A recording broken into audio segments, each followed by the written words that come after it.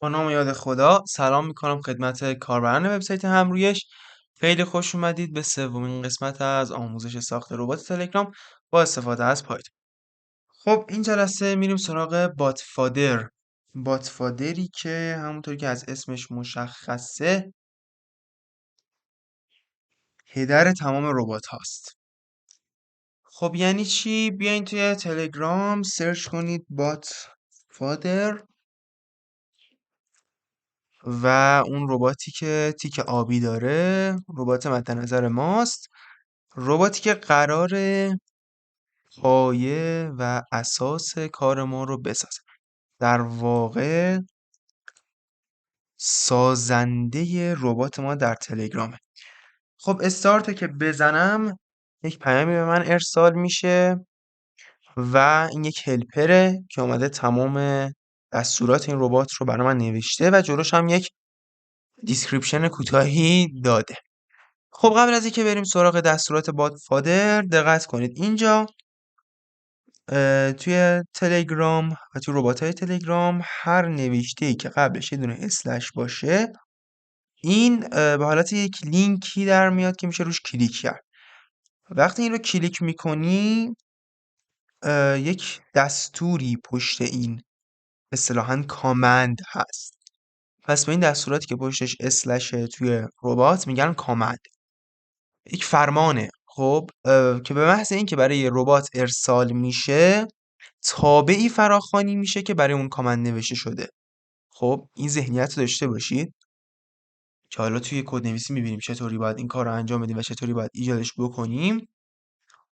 این یک کامنده و مثلا این یک مسیج معمولیه. ببین این مسیج معمولیه. خب که حالا این بر اساس اون مسیج هم میاد میگه یه هلپرش رو میفرسته این ربات.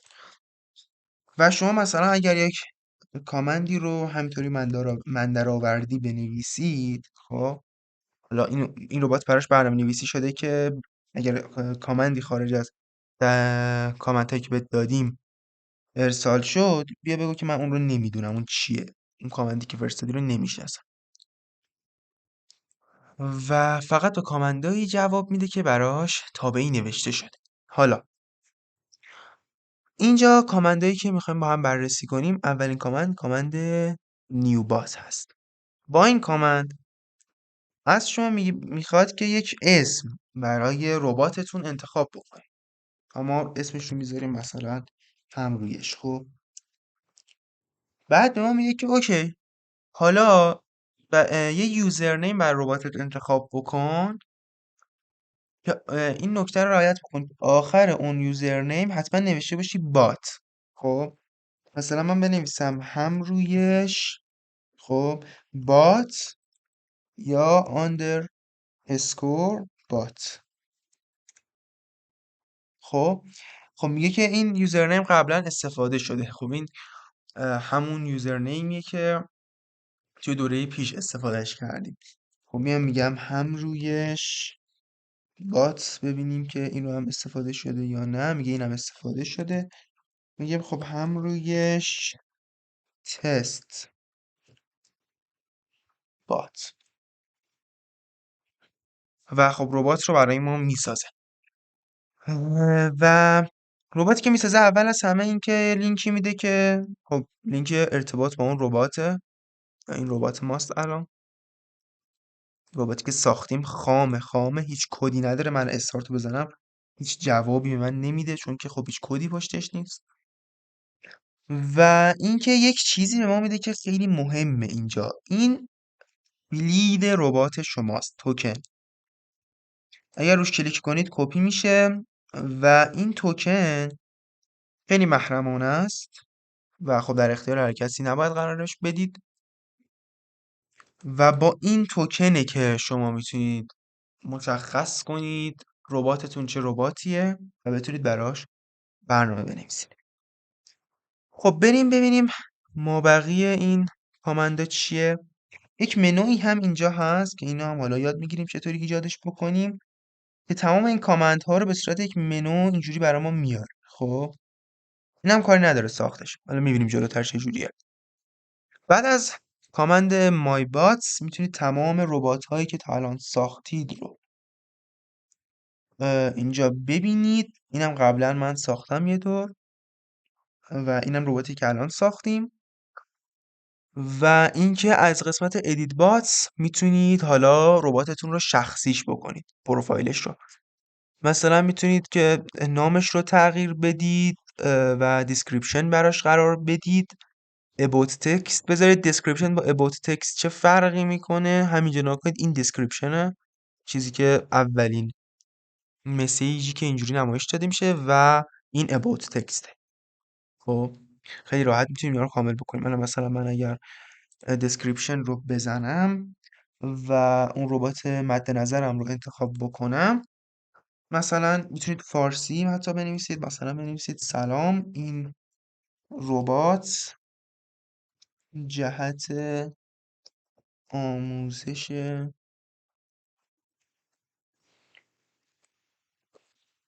دوره تلگرام بات از همرویش است. میتونید اموجی استفاده بکنید، مثلا این و خب حالا یه همچین چیزی، و میبینید که دیسکریپشن به درستی ثبت میشه. ببینید خیلی راحت، سلام ربات جهت آموزش دوره تلگرام بات از همرویش. و خب about text میتونیم ست کنیم، set about text.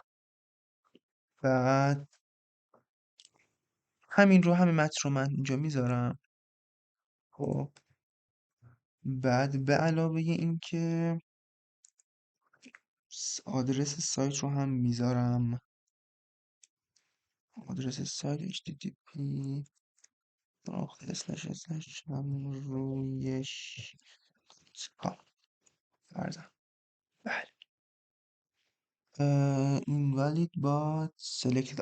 اشتباه کردم، میدونم بعد رباتم رو سلکت میکردم، از اینجا سلکتش میکنم، بعد دوباره همین پیام رو کپی میکنم و پیستش میکنم. خب یه خورده این پیام رو مرتب بکنم و اوکی. خب بعد اینم به درستی ست میشه. دوباره بریم رباتمون رو ببینیم و منتظر میشم که این about تکست بیادش. about تکست بیاد، چرا نمیاد؟ ببینم set about text.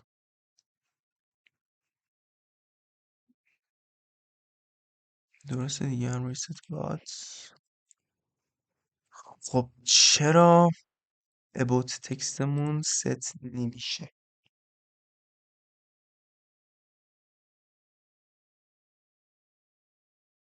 ببینم یه دور دیگه من این کار رو انجام بدم. set about text هم رویش تست بات، بعد مجدد میام حالا این رو کپیش میکنم و ببینیم که آیا شد یا شد. بله به درستی میبینیم که ست شده. خب about text بریم کامند بعدی. بریم سراغ میتونیم که یک عکس یا یک پیکچری رو به رباتمون بدیم.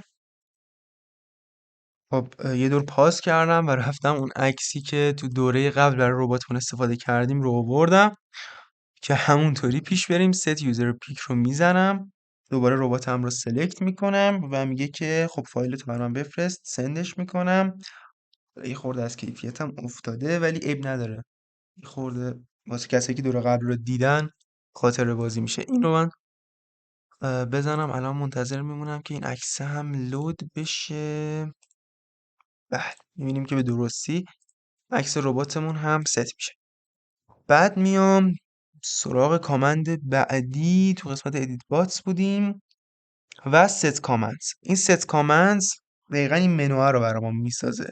میید از اینجا مثلا میگید که خب من الان مثلا میگم که مثلا میگه کامند یک مثلا فلان دیسکریپشن توضیحشو بذارم. مثلا میذارم استارت بعد یه دونه آندرلاین میذارم و مینویسم مثلا start. بعد میام مینویسم که مثلا help. حالا فعلا دیسکریپشن خاصی مد نظرم نیست، مثل همون رو دقیقا روبروش می‌نویسم، مثلا help ام، help bot مثلا می‌نویسم یکی رو که ببینید کدومش کامند میشه کدومش دیسکریپشنه. خب از اینجا مشخصه. اینو سندش میکنم. خب مثل اینکه نتمون هم آره خب خوبه، خدا رو شکر یاری کرد. بریم ببینیم. اینا می‌بینیم منو اینجا ساخته شد. start help bot. خب و مثلا الان هلپ رو بزنم اینجا هلپ ارسال میشه، استارت رو بزنم اینجا ارسال میشه. و خیلی راحتی منوها رو اینجوری میتونیم ایجاد بکنیم. بعد دیگه خدمت شما عرضم که بحث دیلیت بات هست که اینو بزنین باتتون حذف میشه.